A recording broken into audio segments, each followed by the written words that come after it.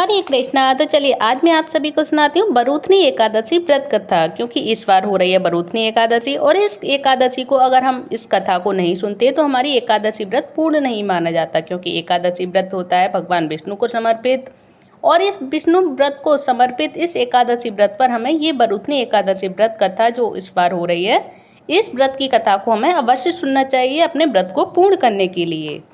तो वैशाख मास के कृष्ण पक्ष की एकादशी को जो अत्यंत पुण्यदायी और सौभाग्य प्रदायिनी बरूथनी एकादशी कहा जाता है, और इस दिन भक्ति भाव से भगवान मधुसूदन की पूजा करनी चाहिए। बरूथनी एकादशी का व्रत करने से भगवान मधुसूदन की प्रसन्नता प्राप्त होती है, और भगवान मधुसूदन की प्रसन्नता से सभी पापों का नाश होता है और सुख सौभाग्य में भी वृद्धि प्राप्त होती है। जो कामदा एकादशी का संपूर्ण वृतांत सुनने के पश्चात महाराज युधिष्ठिर ने भगवान श्री कृष्ण से विनती की कि हे मधुसूदन, अब आप मुझे वैशाख मास के कृष्ण पक्ष की एकादशी का नाम और व्रत विधि विधान और पुण्य प्रताप के बारे में विस्तार पूर्वक बतलाइए। तो मधुसूदन भगवान श्री कृष्ण ने कहा कि हे राजेश्वर, इस एकादशी का नाम बरूथनी एकादशी है और यह सौभाग्य देने वाली है, सभी पापों को नष्ट करने वाली तथा अंत में मोक्ष देने वाली है। इस व्रत को यदि कोई अभाग्य स्त्री करे तो उसको सौभाग्य मिलता है। इसी बरूथनी एकादशी के प्रभाव से राजा मानधाता स्वर्ग को गए थे, और बरूथनी एकादशी का फल 10,000 वर्ष तक तप करने के बराबर होता है। और कुरुक्षेत्र में सूर्य ग्रहण के समय 1,00,000 भार स्वर्ण दान करने से जो फल प्राप्त होता है, वही फल बरूथनी एकादशी का व्रत करने से मिलता है। और बरूथनी एकादशी के व्रत को करने से मनुष्य इस लोक में सुख भोग कर परलोक में स्वर्ग को प्राप्त होता है। और शास्त्रों में कहा गया है कि हाथी का दान घोड़े के दान से, तिलों के दान से, स्वर्ण दान तथा स्वर्ण के दान से अन्न का दान श्रेष्ठ है। अन्न के दान के बराबर कोई दान नहीं है, और अन्न दान से देवता, पितर, मनुष्य तीनों तृप्त हो जाते हैं। और शास्त्रों में इसको कन्यादान के बराबर माना जाता है। बरूथनी एकादशी के व्रत से अन्नदान तथा कन्यादान दोनों के योग के बराबर फल प्राप्त होता है। जो मनुष्य लोभ के बस होकर कन्या का धन लेते हैं, वे प्रलय काल तक नरक में वास करते हैं, या उनको अगले जन्म में विलाप का जन्म भोगना पड़ता है। जो मनुष्य प्रेम एवं धन सहित कन्या का दान करते हैं, उनके पुण्य को चित्रगुप्त भी लिखने में असमर्थ है। जो मनुष्य इस बरूथनी एकादशी का व्रत करते हैं, उसको कन्यादान का फल प्राप्त होता है। और बरूथनी एकादशी का व्रत करने वालों को दशमी के दिन निम्नलिखित जो मैं आप सभी को वस्तुओं बताऊंगी, उनका त्याग करना होता है। तो नंबर 1 है कि हमें जो दशमी वाले दिन हमें जिन वस्तुओं का त्याग करना है, वो कौन कौन सी वस्तुएं हैं। तो नंबर 1 है उसमें कांसे के बर्तन में भोजन करना। नंबर 2 है मांस। नंबर 3 है मसूर की दाल। नंबर 4 है चना। नंबर 5 है कोंदों। नंबर 6 है शाक। नंबर 7 है मधु यानी शहद। नंबर 8 है दूसरे का अन्न, किसी दूसरे का अन्न भी नहीं खाना चाहिए।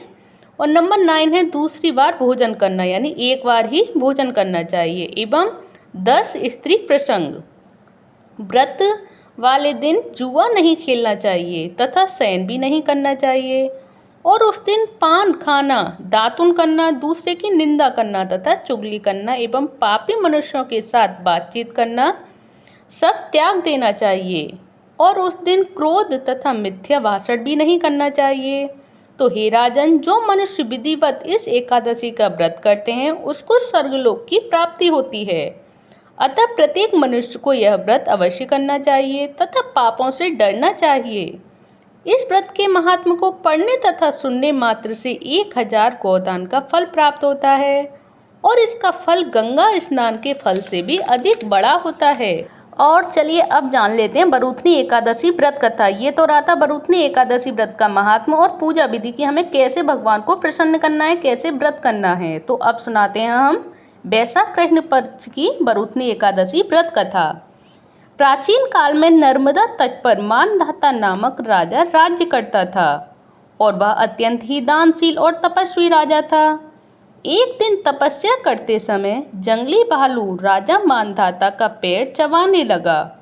थोड़ी देर बाद भालू राजा को घसीटकर वन में ले गया और राजा घबराकर विष्णु भगवान से प्रार्थना करने लगा और भक्त की पुकार सुनकर विष्णु भगवान ने अपने सुदर्शन चक्र से भालू को मारकर अपने भक्त की रक्षा की।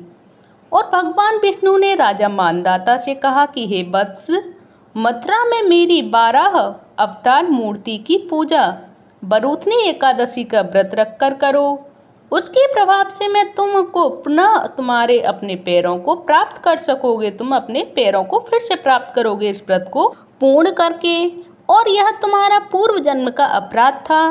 राजा ने इस व्रत को अपार श्रद्धा से किया तथा पैरों को पुनः से प्राप्त कर लिया।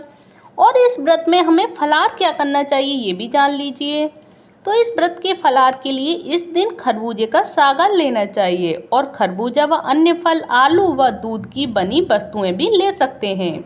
तो ये रही पूरी सामग्रियां जो मैंने आप सभी को बताया। आप एक दूसरे के साथ शेयर कर सकते हैं। और ये वैशाख कृष्ण पक्ष की जो बरूथनी एकादशी व्रत कथा है, ये आप सभी को कैसी लगी प्लीज़ कमेंट बॉक्स में ज़रूर बताइएगा। अगर अच्छी लगी हो तो प्लीज़ वीडियो को लाइक करके चैनल को सब्सक्राइब करें और कमेंट बॉक्स में हरे कृष्ण कृष्ण कृष्ण हरे हरे, हरे राम राम राम हरे हरे, ये हरे कृष्ण महामंत्र अवश्य लिखें। और एकादशी वाले दिन इस एकादशी हरे कृष्ण महामंत्र का जाप भी अवश्य करें। एक माला अवश्य करनी चाहिए। जो बिल्कुल नहीं करता है वो एक माला ज़रूर करे, और जो कुछ मालाएं करता हो तो वो अगर एक माला एक्स्ट्रा करेगा एकादशी वाले दिन, भगवान विष्णु के निमित्त जो व्रत होता है और भगवान विष्णु को पसंद है ये हरे कृष्ण महामंत्र।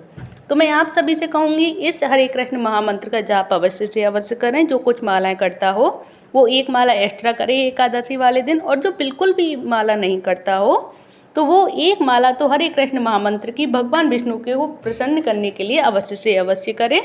हरे कृष्णा, हरि बोल।